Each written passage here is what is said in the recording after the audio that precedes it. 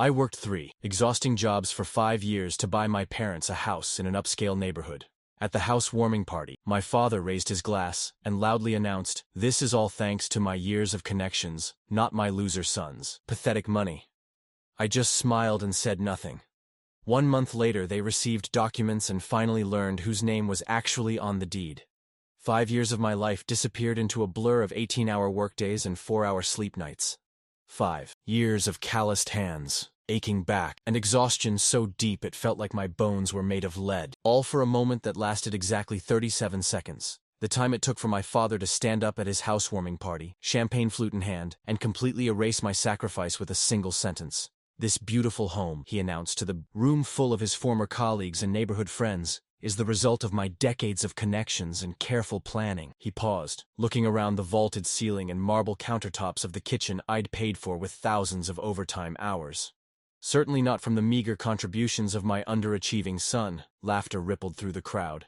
I stood, in the corner, paper plate of catered food in my hand, and felt something inside me finally break, not dramatically, more like the quiet snap of a twig under fresh snow. No one even noticed. I smiled, nodded politely to my father's golf buddy, who was asking about the property taxes, and slipped out the French doors to the backyard patio. The patio I'd paid extra for because my mother had always wanted somewhere to plant her roses. I didn't slam doors or make a scene. I simply walked to my 2008 Toyota Corolla, 160,000 miles and counting, started the engine, and drove away from the 4-bedroom colonial in Oakwood Estates that had consumed every waking moment of my existence since I was 29 years old. I was now 34, with nothing to show for half a decade except for a house I didn't live in and a family that didn't see me, but they would. Soon, updated. Wow, I didn't expect this post to blow up overnight. Thanks for all the supportive comments. Several people asked if I confronted my dad that night. No, I didn't. Sometimes silence speaks louder than words. Would you have spoken up immediately, or played the long game like me? It all started 5 years ago, at my parents' 40th anniversary dinner. My father, recently forced into early retirement from his middle management position at Berkshire Insurance, was bitter about his pension being half what he'd expected. Mom tried to comfort him by suggesting they downsize from their rental to something smaller, but Dad exploded. Downsize? While Douglas and Margaret Henderson just bought that place in Oakwood Estates? I've worked alongside Doug for 20 years, and now he gets to retire in luxury while we're supposed to move to some depressing senior apartment complex? I watched my mother's face fall, her hopeful suggestion crushed under my father's pride. My sister Amber, always the favorite, jumped in with promises to help that we all knew she wouldn't keep. She was too busy with her boutique yoga studio that Dad had fronted the money for 3 years prior. That night, driving home to my 1-bedroom apartment, I made a decision that would consume the next 5 years of my life. My parents had sacrificed, for us growing up, not perfectly, but they'd kept us fed and housed through some tough times. Dad had paid for Amber's college and her failed first business. He'd refused to help with mine, insisting I learn responsibility, which meant community college night classes while working full-time. Still, they were getting older. Dad's health wasn't great, and Mom deserved some peace in her final years. I did some quick math in my head. Houses in Oakwood Estates started at $750,000. With my construction job at Miller Building Supply bringing in $52,000 a year, it would take forever unless I found more work. The next day, I applied for a night security position at the Westfield Mall. 2 weeks later, I added weekend shifts driving for Uber. My schedule became a relentless march. Construction from 6 a.m. to 4 p.m. Home for a shower and protein bar. Security from 6 p.m. to 2 a.m. 4 hours of sleep. Repeat. Weekends were for driving strangers around until my eyes burned from exhaustion. I moved to a cheaper apartment in a neighborhood my mother refused to visit. I ate ramen and peanut butter sandwiches, bulk purchased from Costco. My social life evaporated. Dating, a luxury I couldn't afford in time or money. My one indulgence was a monthly dinner with my parents, where I'd casually slide my mother an envelope with $500 cash, claiming it was to help with rent, while I quietly funneled the rest into a separate savings account. For 5 years, I lived like this. My body aged a decade. I developed a permanent crick in my neck and pain in my lower back that no amount of Advil could touch. I missed my best friend's wedding because I couldn't afford to take time off. I watched through social media as former classmates got married, had children, took vacations, living the lives I'd put on indefinite hold. Dad never asked where the money came from. Mom sometimes looked at me with concern, noting my weight loss and the dark circles under my eyes, but I'd wave it off as just working hard. Amber occasionally joked about my mysterious cash flow, wondering if I was dealing drugs. Dad would laugh at that. What else could explain how his loser son was suddenly flush? What hurt most wasn't the exhaustion or the loneliness or even the physical pain. It was knowing that my father truly believed I was incapable of achievement. In his eyes, I'd always be the disappointment. Not prestigious enough, not ambitious. Enough, not enough. When the savings account finally hit $800,000, I made an appointment with Rebecca Goldstein, a real estate attorney recommended by one of my regular Uber passengers. I laid out my plan, and she helped me structure everything, legally. The house would be purchased in my name, but my parents would have lifetime living rights, contingent on certain conditions that we outlined in detail. I found the perfect house in Oakwood Estates, close enough to the Hendersons to satisfy my father's pride, with the garden space my mother had always wanted. The closing was scheduled for a Thursday. I told my parents I'd found them a great rental opportunity through a connection at work, and that they should come see it. Their faces when they pulled up to the two-story colonial with the brick facade and manicured lawn, I'd thought that moment would make everything worth it. Mom cried. Dad puffed up with pride and immediately started talking about how he'd always planned to retire in a neighborhood like this, how his colleagues would finally see that he'd made it. Not once did either of them ask how this was possible. I let them believe it was a special rental arrangement. Mom didn't question why she was signing papers at a title company rather than a leasing office. Dad was too busy planning his housewarming party to notice that I was the one signing most of the documents. The lawyer had prepared everything so that the final ownership papers would come later, after they'd moved in. When I handed them the keys, my mother hugged me and whispered, "You're a good son." My father clapped me on the back and said, "Finally, a place worthy of the family name." He didn't thank me. I told myself it didn't matter. But standing in that beautiful kitchen 5 weeks later, watching him publicly dismiss my contribution while elevating his own, I finally admitted to myself what I'd known all along. It did matter. It mattered a lot. After leaving the housewarming party, I drove straight to my apartment, a stark contrast to the home I'd just left. My place was 680 square feet of faded carpet and water-stained ceilings. The kitchen consisted of a mini fridge, a microwave, and a hot plate. I'd sacrificed everything comfortable in my own life to give them comfort in theirs. I sat on my futon, doubling as my bed, and opened my laptop. The email to Rebecca Goldstein was brief. "Please proceed with option B for the Sanders property documents." Her reply came within minutes, despite it being nearly 10 p.m. on a Saturday. "Understood. We'll file first thing Monday." Are you sure about this? Was I sure? I thought about the past 5 years. The time I'd fallen asleep at a red light after a 22-hour workday and nearly caused an accident. The Christmas I'd missed because I was working 3 consecutive shifts to cover other people's holiday time. The persistent cough I'd developed from working construction in all weather conditions without proper breaks. The woman I'd been dating who eventually stopped calling because I never had time to see her. I thought about my father's face as he'd laughed at his own joke about my pathetic money. I thought about my mother's silence, her eyes downcast, neither defending me nor acknowledging the truth she surely knew. "Yes," I replied to Rebecca. "I'm sure." The next morning, my phone exploded, with texts and calls. I ignored them all. Instead, I did something I hadn't done in 5 years. I slept in. When I finally woke at noon, I made myself a proper breakfast, then went for a walk in the park. Simple pleasures I'd denied myself for half a decade. Monday morning, I called in, sick to all 3 jobs. Instead, I met with Rebecca to sign the final papers. That afternoon, I visited a real estate agent and put in an application for a modest but clean 1-bedroom apartment in a respectable neighborhood. It would consume only a third of my income from my main construction job. I gave notice at the security position and deleted the Uber app from my phone. Tuesday, I returned to work at Miller Building Supply with a lightness I hadn't felt in years. My supervisor, Mike, did a double take when he saw me smiling. "You win the lottery or something?" he asked. "Better," I replied. I got my life back. By Friday, the texts from my parents had grown increasingly frantic. I responded only once to my mother. "I'm fine. Just need some time to myself." I didn't elaborate. 2 weeks passed. I settled into my new apartment, decorated with actual furniture instead of milk crates and cardboard boxes. I joined a gym to rehabilitate my neglected body. I reconnected with friends I'd ghosted due to lack of time. I even went on a date with a woman I met at the local coffee shop. Nothing serious, but it felt good to interact with someone who wasn't paying me for a service. Then came the day I'd been both dreading and anticipating. A text from my mother. "Something came in the mail from Goldstein Legal. Your father is very upset. Please call us immediately." I didn't call. Instead, I drove over there on a Sunday afternoon, knowing they'd both be home. The Range Rover my father had impulsively leased, to match the neighborhood aesthetic, sat in the driveway beside my mother's modest Honda. I parked behind them and took a deep breath before walking to the door. No need to knock, I had a key. I entered to find them sitting at the kitchen island, the legal documents spread before them. My father's face was flushed with anger. My mother's eyes were red from crying. "What the hell is this?" Dad demanded, holding up the papers.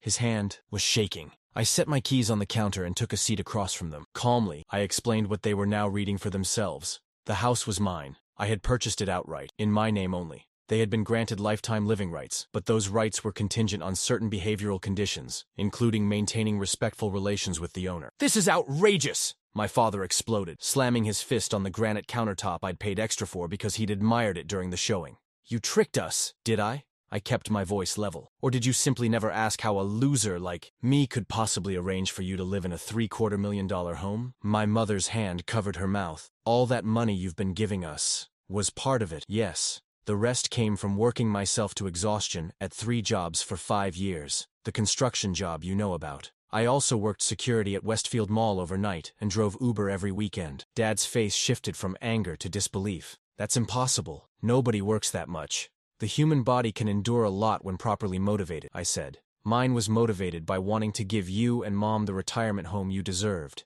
I nearly killed myself doing it." I described my life for the past 5 years, the schedule, the exhaustion, the sacrifice.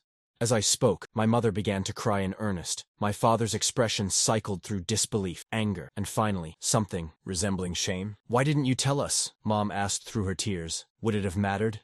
I looked directly at my father. "Would you have believed me capable of this? Or would you have found a way to diminish it, like you did at the housewarming party?" Dad looked away, unable to meet my gaze. "I don't understand," my mother said, wiping her eyes. "If you did all this for us, why the legal document? Why not just tell us the truth?" "Because of what happened at the party," I said simply. "Because after 5 years of sacrifice, I watched Dad stand up in front of everyone and take credit for my work while simultaneously insulting me. Because neither of you has ever seen me, really seen me as I am. Instead, you see the version of me that fits your narrative, Dad's narrative specifically." I turned to my father. "You've always seen me as a disappointment, not as successful as you, not as special as Amber. The truth is, Dad, I've accomplished more in the past 5 years than you did in your entire career. I didn't just buy a house in Oakwood Estates. I bought it while working 3 jobs and giving you a monthly allowance. What exactly have you achieved that gives you the right to call me a loser?" The silence that followed was deafening. My father stared at the legal documents, his hands no longer shaking but lying limp on the countertop. My mother looked between us, decades of family dynamics crumbling before her eyes. Finally, my father spoke, his voice barely above a whisper. "Are you evicting us?" The question hung in the air, heavy with implication. This was the moment of truth, the culmination of everything I'd worked for and suffered through. I had the power now, the legal right to remove them from the home they'd barely settled into. The justification after years of dismissal and that final public humiliation. Updated. Many of you are asking if I had planned this all along or if it was a spontaneous decision after the party. Truth is, I had Rebecca create 2 options for the deed arrangement months before. The second as insurance in case things went south. Reading your comments about your own family struggles makes me feel less alone. Would you have told your parents the truth from the beginning? "No," I said finally. "I'm not evicting you. This house was always meant for you and Mom. I bought it for you to live in for the rest of your lives." My father's shoulders sagged with relief, but I wasn't finished. "However, things need to change. The legal documents outline my expectations moving forward. Mainly, that you acknowledge the truth of how this house came to be, and that you treat me with the respect I've earned." I slid a folder across the counter, one that Rebecca had prepared for this exact scenario. Inside were bank statements, pay stubs, time cards, and medical reports. 5 years of documentary evidence of my sacrifice. I want you to read through all of this. Really read it. Understand what it cost me to give you this house. And then I want you to think about how you've treated me, not just at the party, but for my entire adult life. My mother reached for the folder with trembling hands. My father sat immobile, his face ashen. "I'll come back next Sunday," I said, standing up. "We can talk more then." As I walked toward the door, my mother called after me. "Wait, where are you living now? Your apartment?" "I've moved," I said, "to a better place. Not as nice as this, of course, but somewhere I can start rebuilding my life." I left them sitting there, surrounded by the physical evidence of my years of sacrifice and their years of dismissal. The week that followed was quiet. No texts, no calls. I focused on my newly simplified life. One job, regular sleep, home-cooked, meals. I started physical therapy for my back pain. I bought concert tickets for a band I'd wanted to see for years. Small steps toward reclaiming my identity beyond being my parents' provider. When Sunday arrived, I returned to the house with tempered expectations. I'd seen my father humble himself before, usually to his superiors at work or to wealthier friends, only to revert to his usual arrogance once the moment passed. I wasn't expecting miracles. What I found surprised me. The house had been cleaned thoroughly. My mother had prepared lunch, all my childhood favorites. My father sat at the kitchen table, the folder of documents neatly arranged before him, along with a handwritten letter. "We'd like you to read this," he said, pushing the letter toward me. His voice lacked its usual bombastic confidence. I sat down and unfolded the paper. It was written in my father's precise handwriting, the same script that had marked up my school essays with criticisms. "To our son, we have spent the past week reviewing the evidence of your extraordinary sacrifice and our extraordinary failure as parents. There is no excuse for how we've treated you, particularly in light of what you've done for us. This house is yours, rightfully earned through work we cannot imagine enduring. We are humbled by your generosity and ashamed of our ingratitude. If you'll permit us, we would like to remain in this home, under the conditions you've specified. We would also like the opportunity to rebuild our relationship with you, on new terms, with the respect you have always deserved. With profound regret and hope for forgiveness, your parents." I read it twice, looking for signs of manipulation or insincerity. I found none. I looked up to see my mother wiping tears from her eyes and my father staring at his hands, uncharacteristically subdued. "We've also spoken to Amber," my mother said quietly. "She didn't know either. We've all been—" She struggled for words. "Blind," my father finished for her. "Willfully blind." We talked for hours that afternoon. Really talked, perhaps for the first time in my adult life. They asked questions about my years of working multiple jobs, questions they should have asked long ago. They listened to stories of the toll it had taken on my body, my social life, my mental health. They didn't interrupt or minimize or redirect the conversation to themselves. When I finally rose to leave, my father stood as well. Awkwardly, hesitantly, he extended his hand to me. Not the dismissive clap on the shoulder he usually offered, but a genuine handshake, man to man, equal to equal. "Thank you," he said simply, "for everything." It wasn't a perfect resolution. Decades of dysfunctional family dynamics don't disappear with one conversation. But it was a start. 6 months have passed since that Sunday conversation. The changes in our family haven't been dramatic or instantaneous. Real change rarely is. Instead, there's been a gradual shift in how we interact, small adjustments that accumulate into something meaningful. My father no longer introduces me as his son who works in construction, but as a successful contractor who built his own business from the ground up. He consults me on home maintenance issues with genuine respect for my expertise. He's stopped making snide comments about my clothes, my car, my life choices. My mother has found her voice, disagreeing with my father when necessary, backing me up when warranted. She's planted her rose garden in the backyard patio and invited me to Sunday dinners that don't revolve around my father's monologues. Amber was shocked when she learned the truth. Her relationship with our parents, particularly our father, has undergone its own reckoning. She's had to confront her role as the favored child and the uneven distribution of family support. We're not close yet, but we're talking more honestly than we ever have. As for me, I'm slowly recovering from those 5 grueling years.